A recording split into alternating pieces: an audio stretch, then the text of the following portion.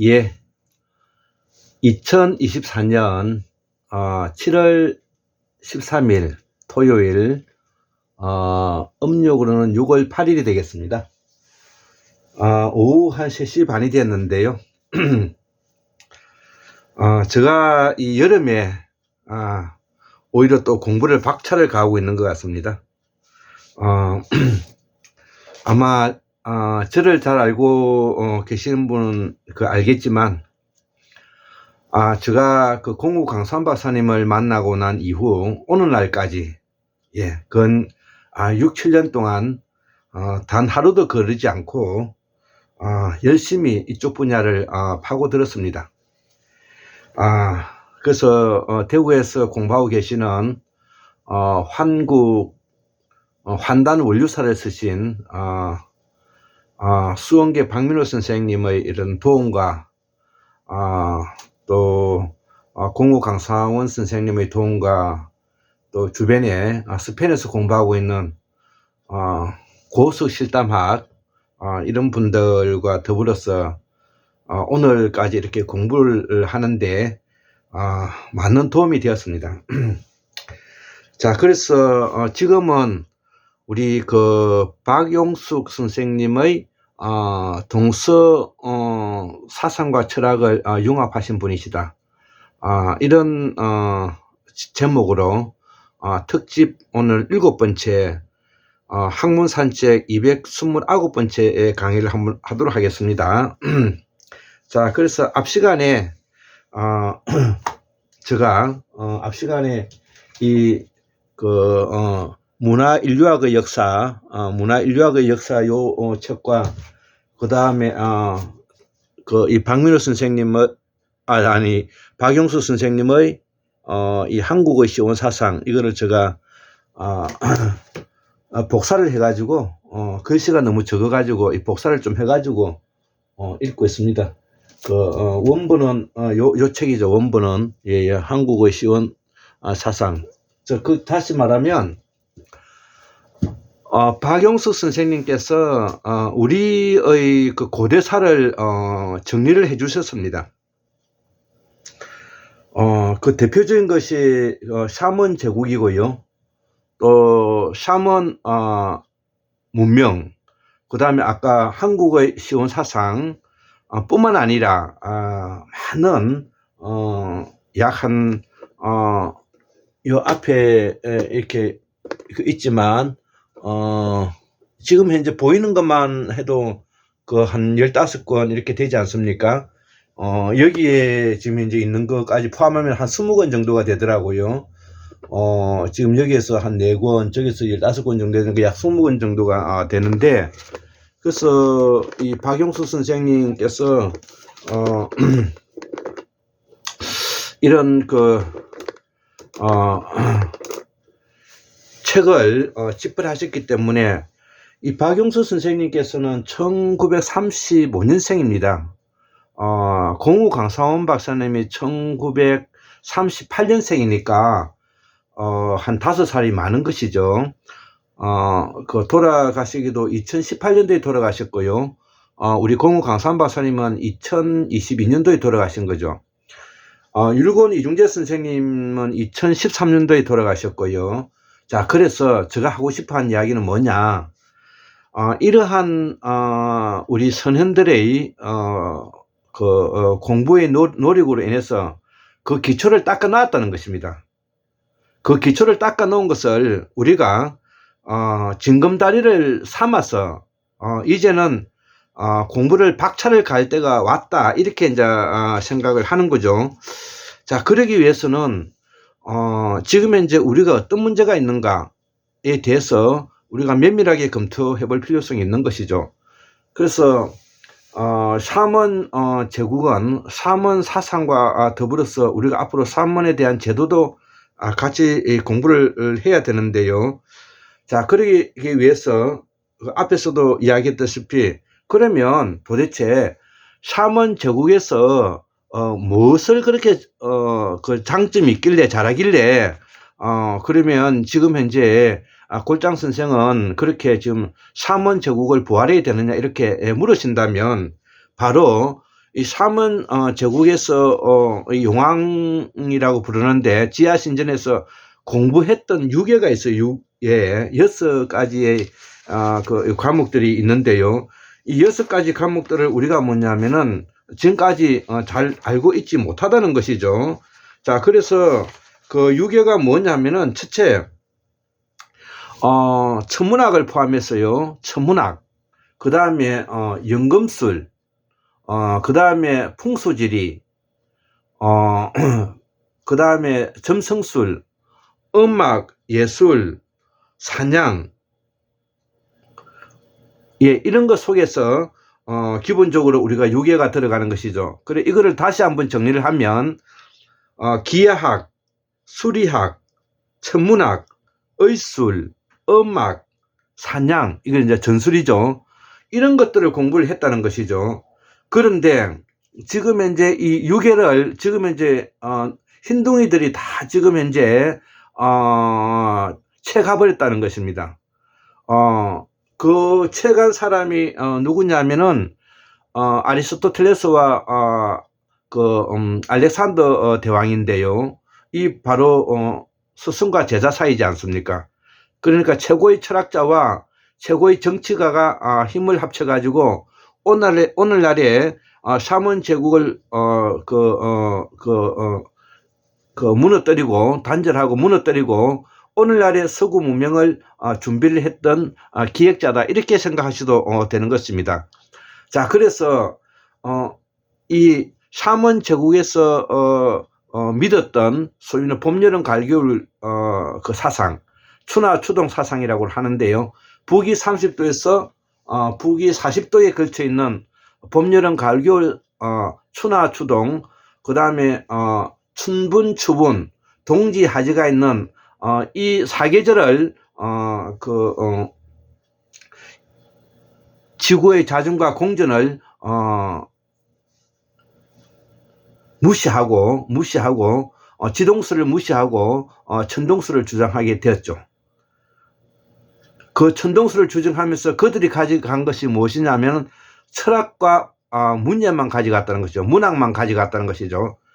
그래서 철학과 문학만 가져갔기 때문에 당연히 서구 유럽은 중세 암흑시대에 빠질 수밖에 없는 입장이 되었던 것입니다. 그 이후에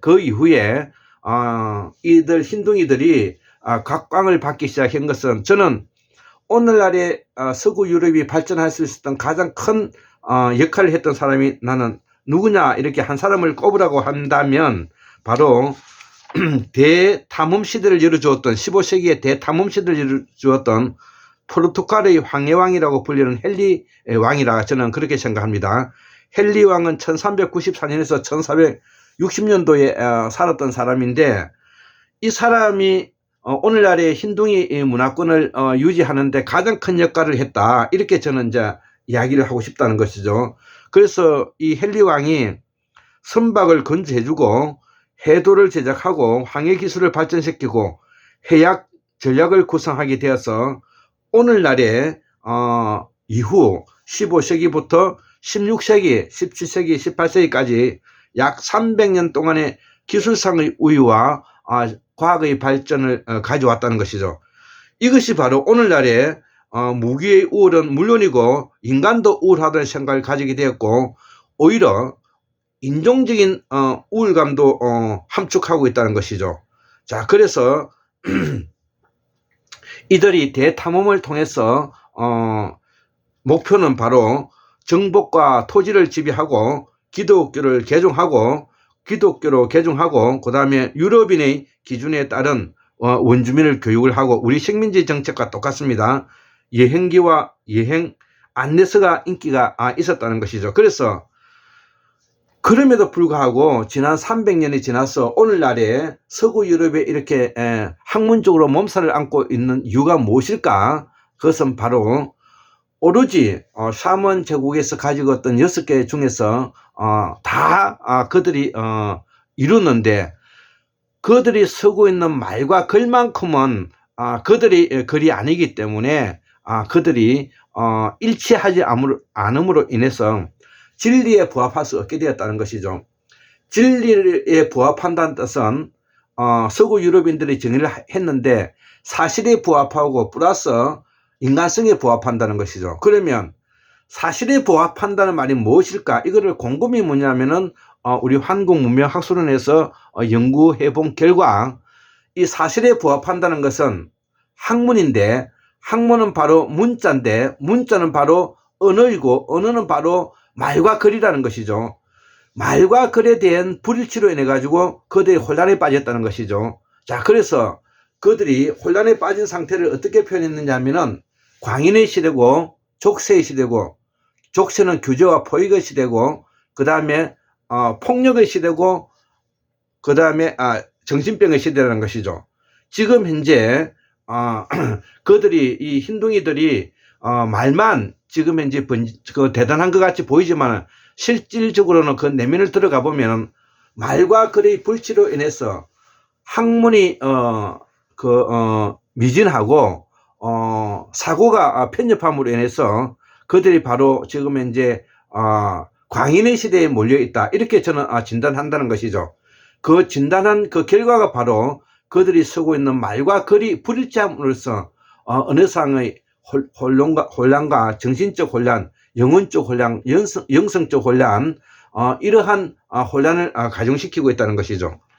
자, 그래서 이러한 대탐험의 시대에 그들이 그 배속을 채우는 큰 도움이 되었지만 그들은 이 아프리카나 동방인 인디언에 관한 서적들을 굶주린 듯이 읽어서 그 정보를 캐고 여행기와 여행 안내서에 대한 인기가 어마어마하게 컸지만은 그 문헌은 모두가 부정확한 것이어서, 또한 자신과 다른 삶의 방식을 인류의 다양성의 정당한 표현으로 이해하기보다는 이상하고도 흥미로운 것을 집중된 한계를 드러내고 말았다는 것이죠.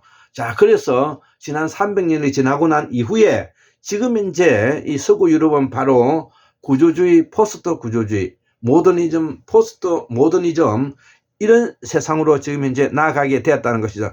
즉 이걸 한마디로 표현하면 해체하자는 것입니다. 그럼 무엇을 해체하자는 것이냐? 바로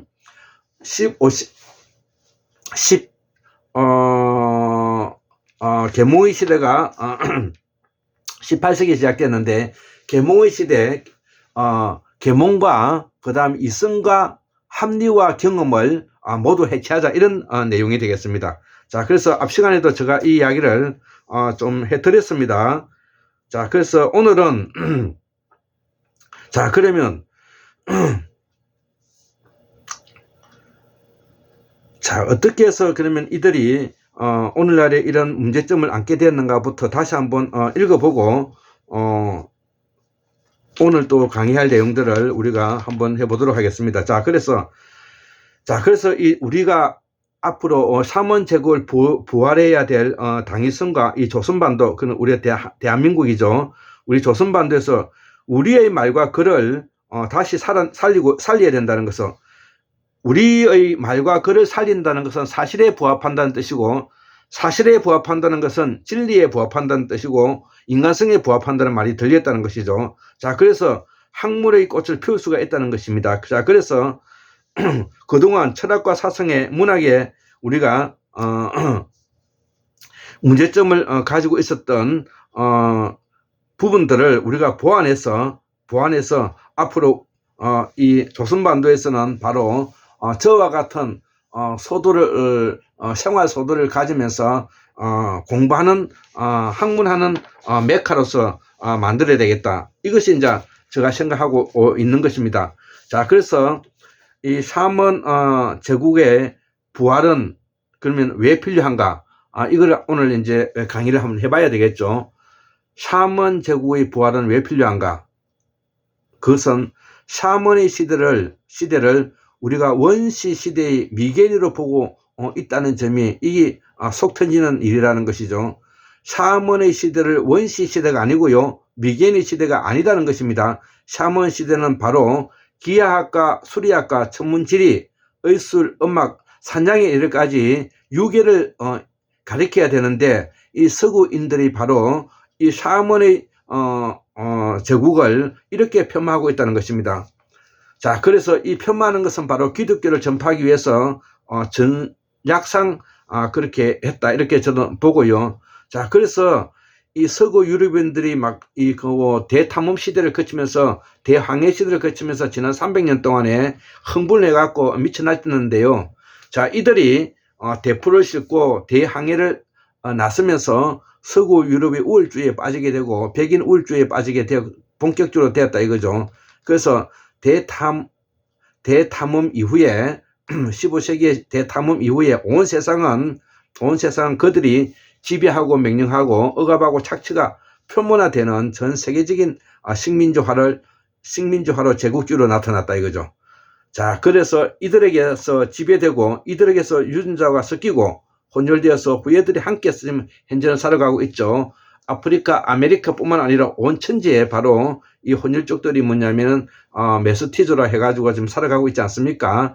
여기에 대한 우리가 대안으로서 우리가 이 삼원 제국의 부활과 사회 동포주의를 들고 나오면서 우리는 앞으로 우리에게 맞는 민주주의를 실현시켜 나가야 된다. 자, 이렇게 이제 생각을 하고요. 자, 그러면 15세기가 지나서 16세기 이제 17세기에 이제 그 진보에 대해서는 중요성을 크게 느끼지 않았지만은 18세기 이르러서는 사회 철학으로 그 특징을 가지게 되었다고 제가 앞에서 강의를 했습니다. 자, 그래서 서구 유럽인들이 오늘날에 바로 이 삼원 제국을 무시하는 것은 바로 그들의 과학적인 진보와 기술적인 진보는 유럽에게는 더 이상 자신을 능가할 것이 없다고 하는 오만주의에 빠지게 되었다는 것을 우리가 잊지 않아야 될 것입니다. 그렇기 때문에 지금 현재 이 백인 우월주의라는 것은 우리가 생각하는 것보다도 훨씬 그 간격이 크다, 이렇게 이제 볼 수가 있는 것입니다. 자, 그래서 이 계몽시대의 지식인이야말로 삼원시대의 지하신전, 용궁, 사원과 같다고 볼 수가 있고, 자, 그래서 우리 대한민국도, 이 조선반도의 대한민국도 용궁을 다른 말로 지하신전, 사문의 제국이라 하는데 이를 발전시켜 나가는 우리 도장이 필요하다는 거죠. 자, 그 도장 중에 하나가 바로 제가 지금 속해 있는 환국문명학술원이 있다는 것이죠. 자, 그래서 우리가 이 계몽주의 시대에, 계몽주의가 18세기인데요. 18세기 계몽주의 시대의 지적 호기심과 흥분은 후대에 그 사람들에게 큰 영향을 미쳤다는 것은 부인할 수가 없다는 것이죠. 힌둥이들이 계몽주의 시대의 지적 호기심과 흥분은 후대 사람들에게 큰 영향을 미쳤다는 부분은 우리가 인정해야 된다는 것이죠. 자, 그래서 17세기 후반 18세기까지 이들의 결론은 어떻게 결론을 내리고 있느냐. 서구 유럽 힌둥이들이 내린 결론은 우주는 합리적인 질서를 가지고 있으며 행성들의 움직임과 인간의 행위를 설명하는 법칙들은 발견 가능하다. 이렇게 이제 최종 그들이 이제 결론을 내렸다는 것입니다. 우주는 합리적인 질서를 가지고 있으며 행성들의 움직임과 인간의 행위를 설명하는 법칙들을 우리가 발견 가능하다. 이렇게 이제 믿고 있다는 것이죠. 자, 그래서 자, 오늘은 이제 계몽주의에 대해서 설명을 이제 본격적으로 해보도록 하겠습니다. 자, 아까 16세기, 17세기를 거쳐서 우리가 이 대탐험의 시대, 대황해의 시대에 300년이 지나고 난 다음에 이 계몽주의 시대에 이제 들어왔다 이거죠. 18세기에. 자, 이 계몽주의 시대 때 대표적인 학파가 있는데 이 프랑스 학파가 있고요. 스코틀랜드 학파가 있다는 것이죠. 자, 우리가 잘 알고 있는 몽테스키에가 바로 프랑스 학파의 대표적인 그 학자인데요. 이 몽테스키의 법의 정신이라는 책이 있지 않습니까? 상권 분립을 이야기하는. 자, 그래서 이 몽테스키에가 가지고 있는 사상은 환경 결정론적 태도를 가지고 있다는 것이죠. 사회가 변하고 발전해 가서는 그 사이의 환경이 결정해 간다, 이런 내용이 담겨 있는 것입니다. 자, 그래서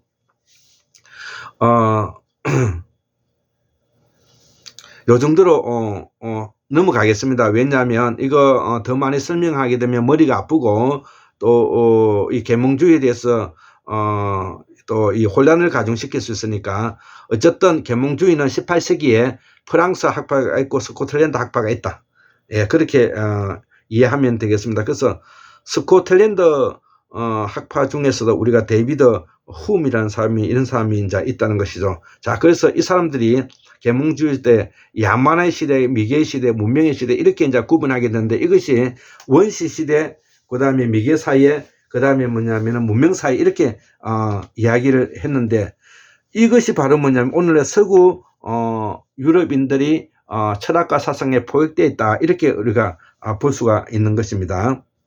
자, 그래서 이 계몽시대를 정리해 보면 계몽시대의 사상이 사회과학에서 갖는 의미로서 그 결론은 계몽시대가 인간을 대상으로 하는 과학에 대하여 남긴 가장 중요한 유서는 인간의 행위에 자연과학적인 방법론을 적용할 것을 강조한 것과 탐구심이라는 전통이다 이거죠. 그래서 철학자들은 자연이란 우리가 이해할 수 있는 법칙들에 의해서 지배된다고 굳게 믿었다는 것이죠. 자, 이것이 기독교 그 창조론과도 매우 밀접한 연관성을 가지고 있습니다. 자, 다시 한번 말씀을 드리겠습니다. 철학자들은 자연이란 우리가 이해할 수 있는 법칙들에 의해서 지배된다고 굳게 믿었다는 것이죠. 계몽주의사들. 그런데 과연 그것을 굳게 믿을 수 있을 문제인지는 한번 앞으로 이제 지켜봐야 될 일이죠. 자, 그 이후에 미국 헌법 1776년, 프랑스 인권선언 1789년에 이 계몽 시대의 사회 철학에서 우리가 기원했다는 것을 요 정도는 우리가 기억하면 좋겠습니다. 자, 그러면 이러한 계몽 시대에 우리는 어떻게 이제 해야 될 것인가? 우리의 대안은 바로 이러한 서구 문명의 흰둥이들의 사고 체제를 받아들이면서 우리가 받아들일 것은 받아들이면서 이제 우리가 해야 할 일은 우리의 말과 글을 연구하는 일이라는 것이죠. 우리의 말과 글을 연구해야 된다. 그래서 이 우리의 말과 글을 연구하는데 우리 한국 사회에 획기적인 그 전환점을 마련해 줬던 분이 바로 공우 강사원 박사님이시라는 것이죠. 그래서 우리 공우 강사원 박사님이 우리의 말과 글을 범어라는 것을 가지고 나오고 그 범어를 바탕으로 해서 우리가 박민우 선생님이시나 저나 여기에 유엔 선생님이나 여기에 영향을 받아서 지금 현재 공부 계속하고 있는 것입니다. 자, 그래서 이 고정관념을 벗어 던지고 우리가 새로운 세상, 일명 이걸 신천지라 그러죠. 그 사람이 교주노를 하고 있는 그 사이비 그 종교가 아니고 하여튼 그 신천지가 아니라 이 신천지는 새로운 진한 고정관념을 벗어 던지고 서구 유럽의 바로 계몽, 합리, 이성, 경험주의를 벗어 던지고 해체해버리고 새로운 신천지를 만드는 것이 샤먼 제국의 부활이라는 것입니다. 자, 이런 내용을 알아들을 분은 알아들으시리라 생각을 합니다. 자, 그래서 우리가 19세기, 이제 18세기가 이제 와서 19세기는 왜 이 미국 혁명, 프랑스 혁명 이후에 어떤 현상으로 이제 이게 변화해 가는가를 우리가 서구 유럽을 알아야 앞으로 흰둥이들을 대체할 수가 있는 것입니다. 자, 그래서 이거를 우리가 한 18가지로 한번 뽑아봤는데요. 19세기 이후에 바로 첫 번째로 민족주의가 태동하게 되고요. 그 다음에 두 번째 정치적 보수주의가 나오게 됐다는 것이죠. 정치적 보수주의가 나왔다는 것은 바로 황해시대에 바로 새로운 산업화와 함께 새로운 부르주아들이 나타났고 신흥 부르주아들이 바로 보수화되었다는 말과도 일치하는 내용입니다. 자, 그리고 세 번째는 계시적인 종교로서의 회귀가 이제 나타났다는 것이죠. 옛날로 돌아가고 있다는 것이죠. 네 번째는 성경에 대한 문자 해석이 시작되었고요. 성경에 대한 문자 해석은 바로 우리의 말과 글을 알지 않고서는 성경에 대한 문자 해석이 바를 수가 없는 것입니다. 다섯 번째, 영국의 복음주의가 시작됐고요. 여섯 번째, 중세에 대한 향수를 그리고 있더라는 것이죠. 19세기에는 이런 현상이 나타나더라. 그 다음에 일곱 번째, 낭만주의 운동이 일어났고요. 그 다음에 여덟 번째, 산업혁명 이 절정에 이르렀고, 9번째 중상 계급이 성장하고, 10번째 부르주아 계급이 성장했다는 것이죠. 다 함께 또 프롤레타리아 계급도 이제 성장했다는 것이죠. 자, 그래서 13번째 생산금융에 벼락부자가 생겨서 이 벼락부자가 바로 보수주의자가 됐는데, 이들은 바로 자유방임 정책을 말하고 정부의 불간섭을 한다는 것이죠. 신자유주의와 같은 맥락을 가지고 있습니다. 자, 그래서 여기에 대한 반동으로서 우리 사회학자가 시작됐는데, 사회학자의 시장이 바로 앙리인데 1760년에서 1826년까지 살았던 사회학의 시작이 바로 앙리다, 이렇게 알아주셨으면 좋겠고요. 그 유명한 바로 부르주아에 대한 역사적 철학적 대학자가 바로 이 사상가가 칼 마르크스 등장이죠. 1818년에서 1884년까지 살았던 사람인데요. 이분은 역사와 인간의 본성을 경제적인 견해로서 파악하는 이론이라는 것이죠. 자, 그 다음에 15번째 인종주의가 나왔고, 16번째 민족주의가 이제, 그러니까 민족주의는 아까 했고요. 자, 이러한 것이 뭐냐면은, 오늘날에 우리가, 기본적으로 우리가 알아야 될 부분이라는 것이죠. 자, 그래서, 19세기에는 뭐냐면, 어떤 부분에 과학이 발전되었느냐 하면은,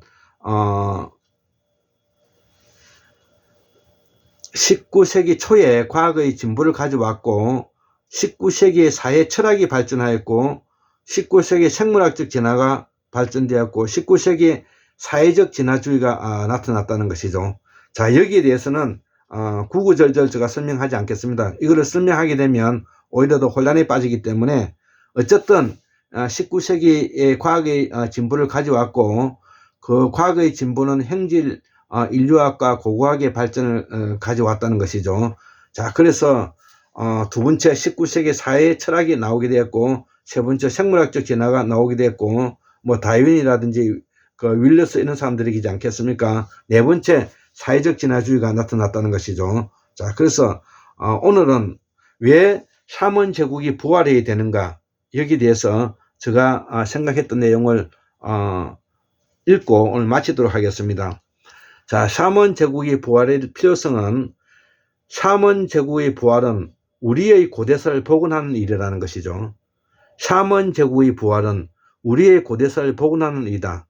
우리의 고대사는 빙하기가 끝나고 난 3000년이 지나고 난 다음에 바로 제스 환희시대 때 제우스 신이 있는 그 시대를 말하는 겁니다. 9000년 전. 자, 그래서 샤먼의 교육은 바로 유계를 가리키는 공부고, 유계의 마지막 남은 샤먼의 학문이 바로 진리를 파헤치고 마지막 해탈에 이르게 하는 21세기형 반도체 혁명의 결과물이기 때문에 더더욱 그렇다는 것이죠. 자, 그래서 우리가 유계 중에서 우리의 말과 글을 공부하는 이 부분이 샤먼 학문이 마지막 남아있다는 것이죠. 우리는 이것을 부활해야 된다는 것입니다. 자, 우리가 문명을 발전시키고 진리에 부합한다는 것은 우리가 스스로 신이 된 우리의 말과 글이라는 것이요.